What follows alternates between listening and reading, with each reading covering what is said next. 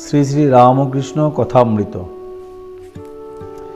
তব কথামৃতং তপ্ত জীবনং কবিভীরিতং কলস্মাপহম শ্রবণমঙ্গলং শ্রীমদাততং ভুবি গৃণন্তি যে ভৃদা জনা। ব্রাহ্ম সমাজ ও জনক রাজা। গৃহস্থের উপায় নির্জনে বাস ও বিবেক। কিন্তু ফস করে জনক রাজা হওয়া যায় না। জনক রাজা নির্জনে অনেক তপস্যা করেছিলেন।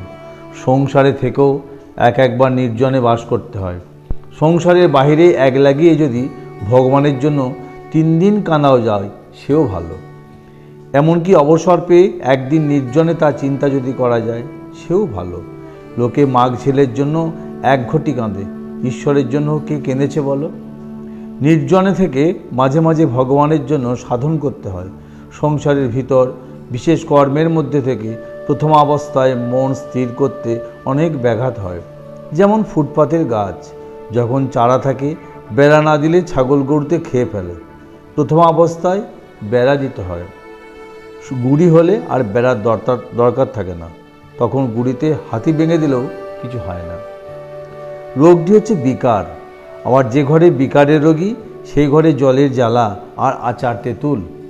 যদি বিকারের রোগী আরাম করতে চাও ঘর থেকে ঠাঁই নাড়া করতে হবে।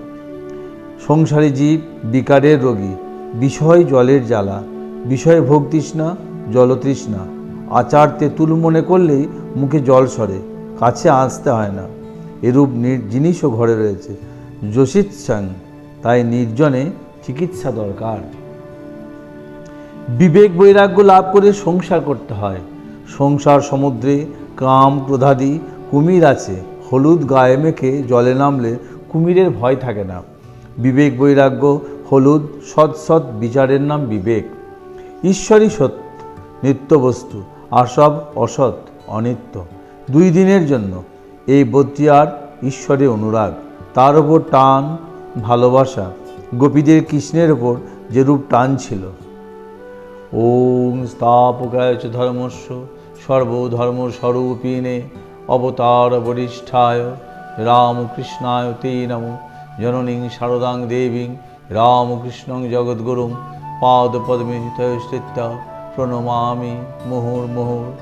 জয় ঠাকুর, জয় ঠাকুর, জয় ঠাকুর, জয় স্বামীজি, জয় স্বামীজি, জয় স্বামীজি।